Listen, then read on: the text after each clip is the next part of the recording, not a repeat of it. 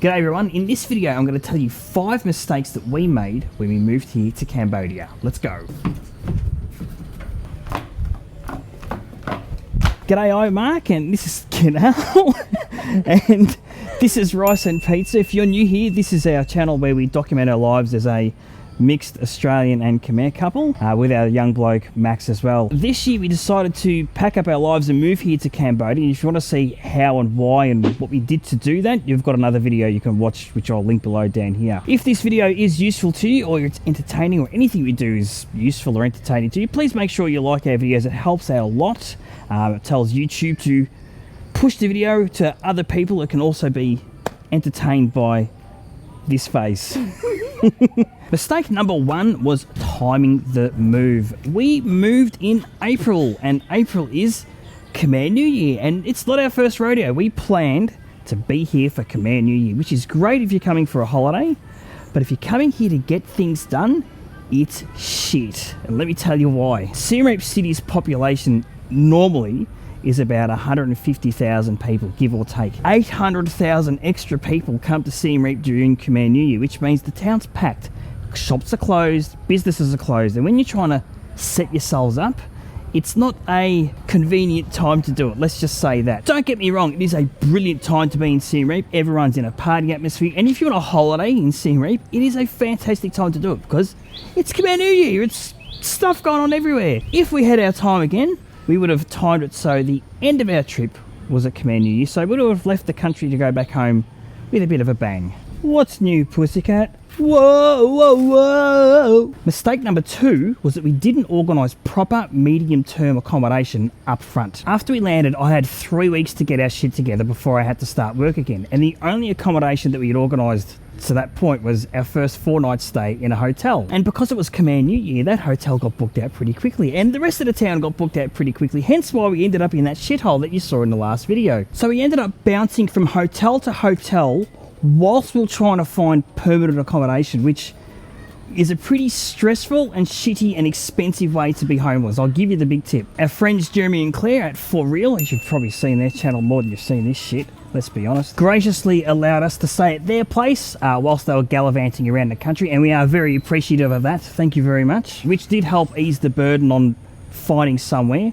But we did eventually get something. If we were to have our time again, we would have absolutely booked a month's accommodation up front just to ease the stress of getting here and getting settled in country. Stay.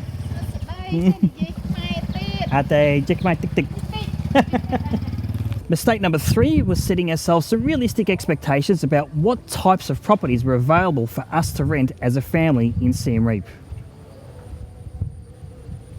We had some pretty specific requirements for us in finding a property in Siem Reap. First thing is that we'd have family stay with us. So Kinal's family are with us all the time, and we'd have family visiting from Phnom Penh and whatnot, and have some of our nieces and nephews stay with us. So we couldn't squeeze into like a 1-bedder or 2-bedroom apartment. We needed space. The second thing is I'm working remotely, so the place needed to have a suitable location that I could set up a workspace so I could have my 10 hours of bloody video meetings a day and not be interrupted by toddlers, kids, and just general command noises coming from anywhere else in the home. Turns out there's not actually that many modern Western style 3-bedroom apartments or houses where I could set up a home office and have enough room for people to stay. So when we were looking whilst we were homeless and not finding anything, it actually put the pressure right on us to like, shit, what are we going to compromise? And also what we'd be able to get for the price we were looking at. And I understand if you pay through the nose, you can get something in Roseapple Square or one of those villas out in the middle of nowhere. But the reality is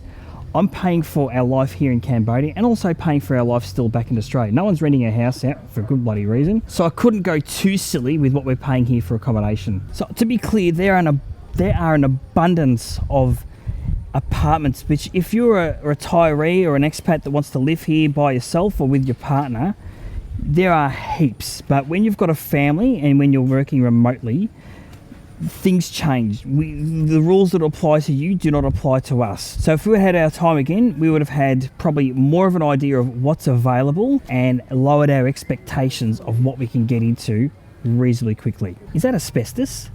It has to be asbestos. The fourth mistake we made when moving here was that we didn't need to send a container worth of stuff over to the family from Australia. For context, in previous years, whenever we've come here, Kinal has always collected some things that would be beneficial for her family, her nieces, nephews, and her sisters. Because we had such a long run up for this trip, she had been collecting stuff for so bloody long. And because it was all kind of away under the house, we didn't realise how much stuff that she collected. Well, I realised she didn't. And when we put it in a pile, we thought, well, shit, you've gone to the effort of collecting all this stuff, you might as well send it over. And that package, including the coffee machine, cost us like 700 and something bucks. I can't remember, but I'll put it here to send it. Now, yes, there were some good quality things in there. Have I run out of light? Yeah, that's better. And yes, there's a certain level of warm and fuzziness you get when you can provide, you know, gifts for the family and hand them out like your Mother Teresa. But the reality is, 700 Australian odd dollars, which is about, what, 400 American dollars, we could have bought them so much good brand new stuff here and gone for quality things like quality shoes, quality kids' clothes or whatnot. So why do we end up sending it? Well, because we went to all that effort and I thought, stuff it. We don't have time to get rid of all this shit. We've committed. I'm happy to spend the money and that's the last time we're going to do it. If we had our time again, I would have just said to Kinal, put some cash aside. When we get here, we'll take everyone shopping and... Bloody hell, where's the chopper? There he is. I've lost my train of thought. So would we do that again? No, we wouldn't. We'd just save some money and buy stuff here for the family and kids and save ourselves lugging a heap of shit over. Except the coffee machine, because that was a brilliant idea, genius idea, because they are fucking expensive here, and we would definitely do that bit again. Our fifth and final mistake that we made was probably just being a bit more careful about what we packed and took with us. This is going to be true for any holiday trip, overnight stay, I suppose, but for us, because we were coming for a year, we made some pretty good decisions. So things that turned out to be golden, like the towels and the bed sheets, mint. They were good things to bring and I'd have no regrets of bringing them. But I'd also packed all of this stuff that was completely useless. Like I packed our smart TV box. Everyone's got a bloody smart TV here.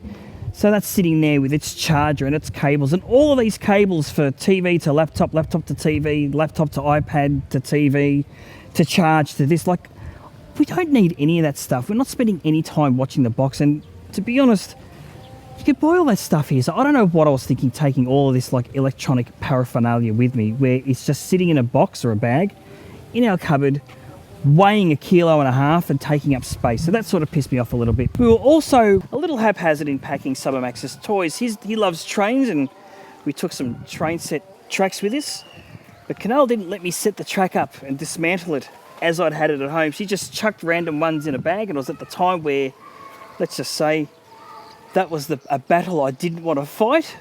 And when we got here, of course, it's missing bits and we can't make it round, and Max cracks it every time he builds it. So I think we should have just been a bit more careful about packing things for him. I also bought all these bloody white t-shirts. Now, I've never had good luck here with white clothes. They always go rusty whenever I wash them, and I just don't know why.